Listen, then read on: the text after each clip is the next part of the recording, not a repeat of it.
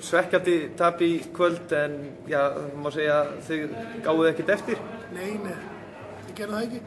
Sammála því alveg hrikalega svekkjandi tap. Við ætluðum okkur meir út úr þessu leik og spiluðum bara þyrna vel, frábær andi í liðinu hjá okkur, frábær barátta og vilji og svona og vorum í góðri stöðu lengst af. Í 17-16 til dæmis eigum við einhverja 2 sénsa og við erum að fara illa með yfirtölu og dauðafæri.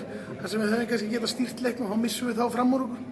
Þetta náttúrulega hefur það örugglega eitthvað að segja síðasta korteri, afturlending náttúrulega ásamt Haukum með langmestu breiddina í deildinni og þeir náttúrulega er að ná að fá alltaf ferska menn í vörn og svona fyrir framann og í bakverðinu og annað meðan mínir menn voru að keppa og djöflast og ég var gífurlega stoltur á svona þeirra baráttu en svona klaufar og líka bara, þetta bara féll ekki með okkur því miður.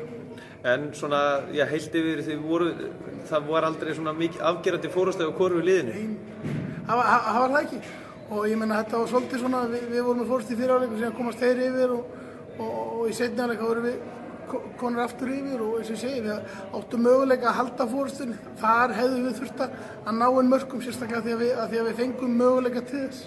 En svona við náðum ekki að nýta okkur sénsana og þetta var svakalegur baráttuleikur.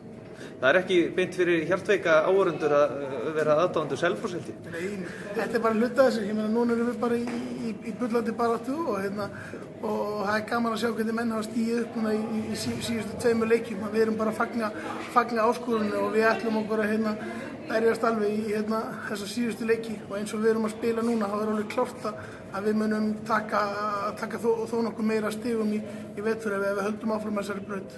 Mætið Akureyri núna fyrir norðan, myndirðu segja að það gæti jafnvel verið úrslitaleikur hálfgjör? Nei, það er það ekki. Ég meina, það er bara einn af þessum leikjum og það er bara alltaf mikið að liðum að berjast og maður veit ekkert við hvern maður er að keppa. Akureyri er alltaf búin að taka okkur tvissar og svoleiðis, þannig að þeir eru bara með gífurlega sterkt lið en við ætlum bara að halda áfram og reyna að byggja á þessum hlutum sem eru til staðar og reyna að laga þetta litla sem við gátum gert aðeins betur í dag á getum við allan að fara inn í klefa sáttir og örugglega með einhver stig.